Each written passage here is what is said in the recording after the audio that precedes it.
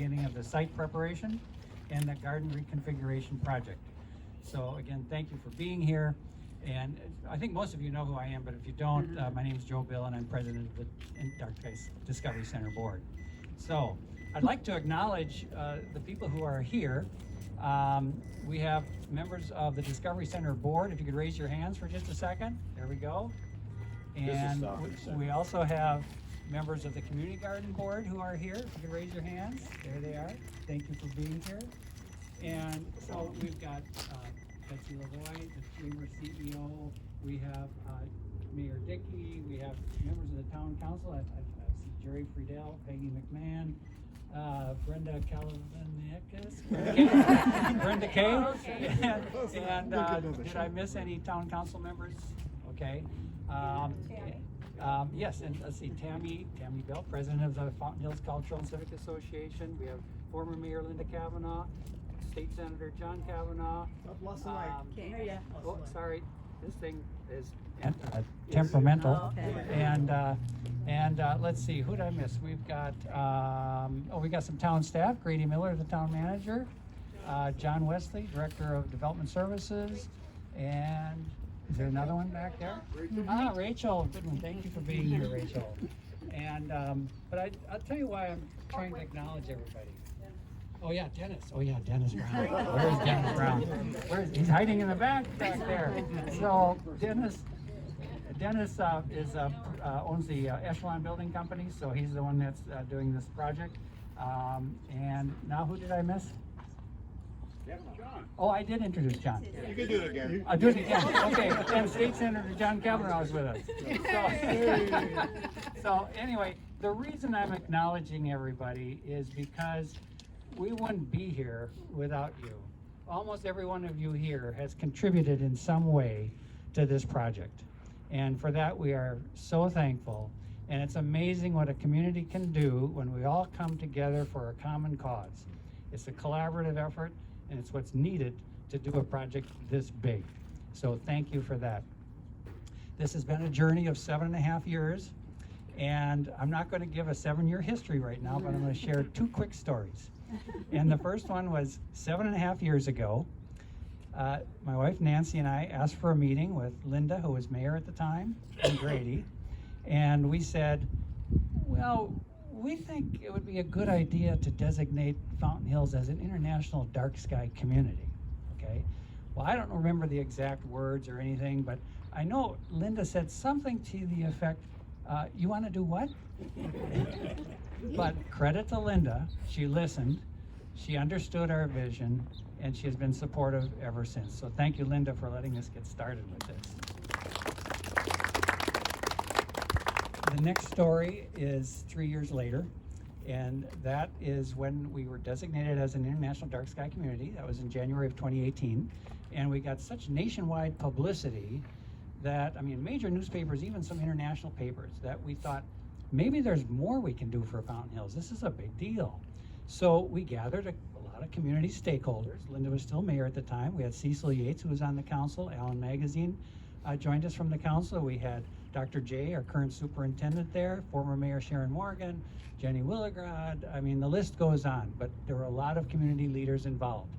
So we had a series of meetings, and we thought, well, maybe we should have an observatory, or, you know, maybe we should have a planetarium and a theater, or maybe we should have an observatory in an exhibit hall, or maybe this, that, and the other thing. Went on for several meetings.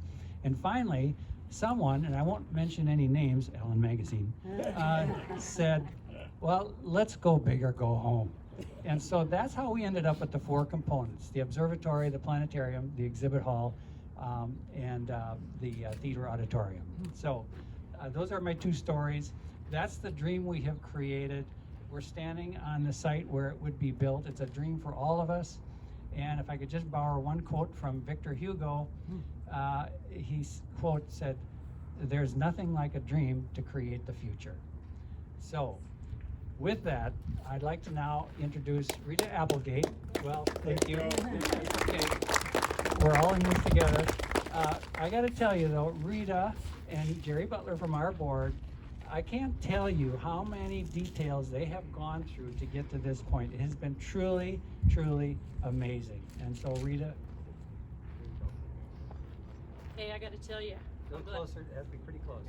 I'm really glad that we're here where we're at today, because this has been so much work, so much push and pull, how should I put it, but great collaboration with the Discovery Center, the community garden, and just, I can't say enough.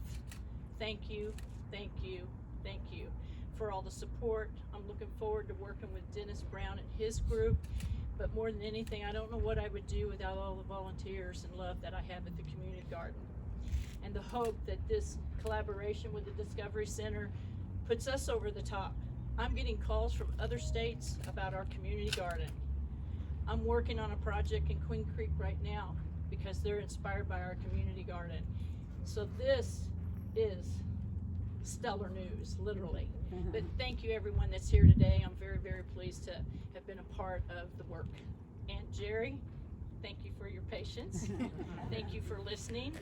I do tend to drive a hard bargain, and I won't back away from that. My union at the UAW brothers and sisters know that well. So thank you. Okay. Thank you, Rita. I want to introduce Jenny. You all know Jenny. She has been so supportive. She has introduced us to some key people, and she also, whenever we have questions, I mean, she's right there to help us out. So, Jenny, thank you for all that. Thank you, Joe. So, as you were saying earlier, this is certainly another example of the extraordinary partnerships that we all do. We come together and we accomplish extraordinary goals here in our town. This group of committed, hardworking individuals led by the Bills, the boards, everybody that you have mentioned, their initial efforts to create this dark sky community have collected wholehearted support all along the way for the whole 7 years, from local to state to national. We want to thank you for taking this step, the garden, which brings us ever closer to realizing this wonderful dream. Beautiful educational facility, the International Dark Sky Discovery Center, located alongside our beautiful community garden. Both are labors of love created by leaders and their boards and their friends and their volunteers. Making it happen, of course, is in an excellent professional way, as always. Where's Dennis? There he is. He is still hiding. Not surprisingly, is Dennis Brown, former councilman, builder, consistent volunteer, and contributor to our community for many, many years.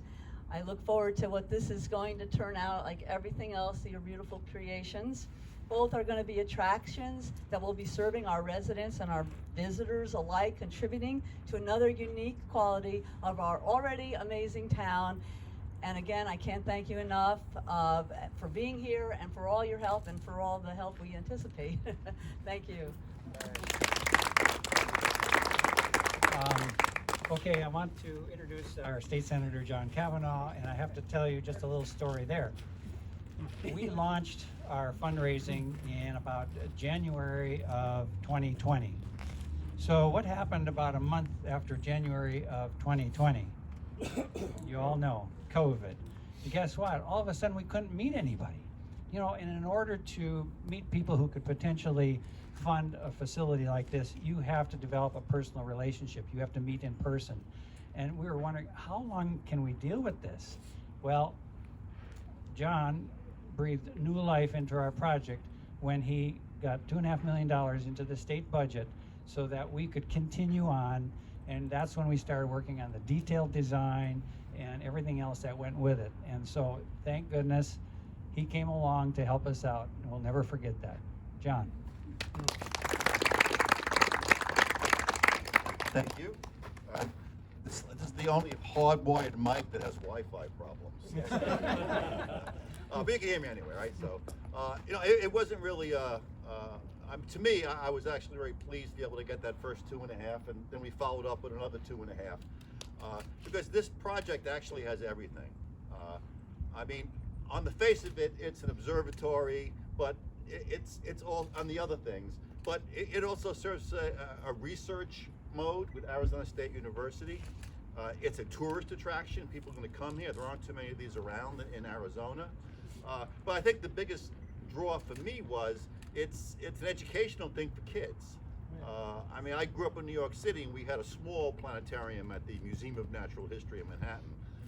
And you know, every kid in New York remembers being taken by a school bus to the planetarium, and you sit on the seats that go way back, and they have these weird structures in the center that look like creatures from War of the Worlds, and then you know this sky becomes the universe, and some guy in a microphone tries to convince you that those stars look like a belt when they look nothing like any of these things. Yeah. So, that's it has everything: education, research, tourism. It just fit all the niches that's good for a state, good for a community. So it's my pleasure to help out. And here's your wireless. Mike, thank you, John.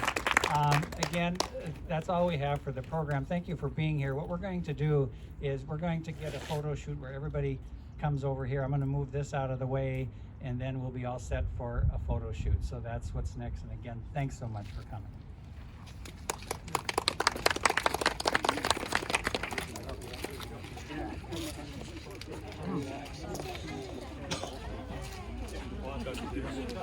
No.